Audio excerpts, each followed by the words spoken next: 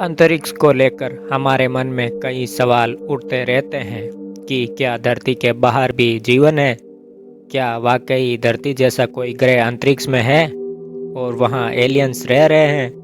फिल्मों से लेकर किताबी कहानियों तक में इसका जिक्र होता रहता है।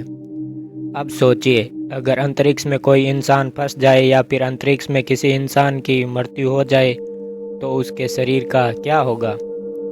इसमें कोई संदेह नहीं है कि मनुष्य को अंतरिक्ष में भेजना एक असाधारण रूप से कठिन और खतरनाक काम है। मानव का अंतरिक्ष से संबंध की बात करें तो करीब 8 दशक पहले इंसान ने पहली बार धरती के बाहर पैर रखा था। वो थे अमेरिकी अंतरिक्ष यात्री नील आर्मस्ट्रांग।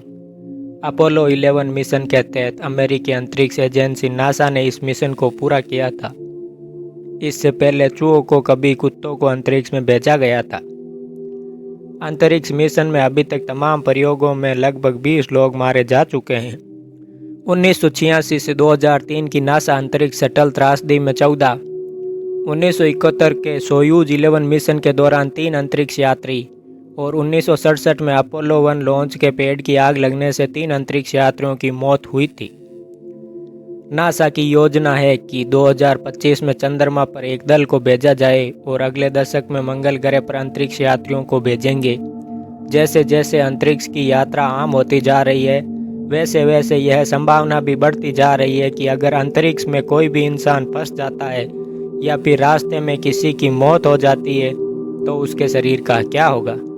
एक अंतरिक्ष चिकित्सक के रूप में जो अंतरिक्ष यात्रियों को स्वस्थ रखने के लिए नए तरीके खोजने के लिए काम कर रहा है, यदि कोई इंसान मिशन के दौरान पृथ्वी की कक्षा में मर जाता है तो चालक दल कुछ घंटों के भीतर एक कैप्सूल में शरीर को पृथ्वी पर वापस ला सकते हैं। अगर यही हादसा चंद्रमा पर हुआ तो दल कुछ ही दिनों में शव के साथ घर लौट सकता है। नासा के पास ऐसे आयोजनों के लिए पहले से ही विस्तृत प्रोटोकॉल मौजूद है। त्वरित वापसी के लिए यह संभावना है कि शरीर का संरक्षण नासा की प्रमुख चिंता नहीं होगी। इसके बजाय नंबर 1 प्राथमिकता यह सुनिश्चित करनी होगी कि शेष दल सुरक्षित रूप से पृथ्वी पर लौट आए। यदि मंगल ग्रह की 300 मिलियन मील की यात्रा के दौरान किसी अंतरिक्ष यात्री की मृत्यु हो जाए तो चीज़ें अलग होगी। उस स्थिति में चालक दल संभवतः मुड़कर वापस नहीं जा पाएगा। इसके बजाय मिशन के अंत में जो कुछ साल बाद पूरा होगा, चालक दल को शव के साथ अंतरिक्ष पर ही रहना होगा। मिशन पूरा करने के बाद ही दल के पृथ्वी पर लौटने की संभावना है। इस बीच चालक दल संभवतः शव को एक अलग कक्ष या विशेष बॉडी बैग में संरक्षित रखेगा।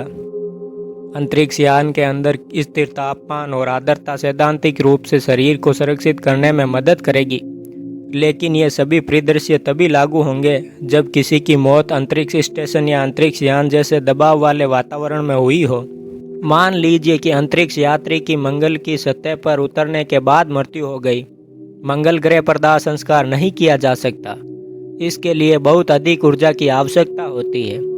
इसके अलावा किसी इंसान को जमीन के अंदर दफनाना भी सुरक्षित नहीं है। शरीर से बैक्टीरिया और अन्य जीव मंगल ग्रह की सतह को दूषित कर सकते हैं। इसके बजाय चालक दल संभवतः शव को एक विशेष बॉडी बैग में तब तक सुरक्षित रखेगा जब तक कि उसे पृथ्वी पर वापस नहीं लाया जा सकता।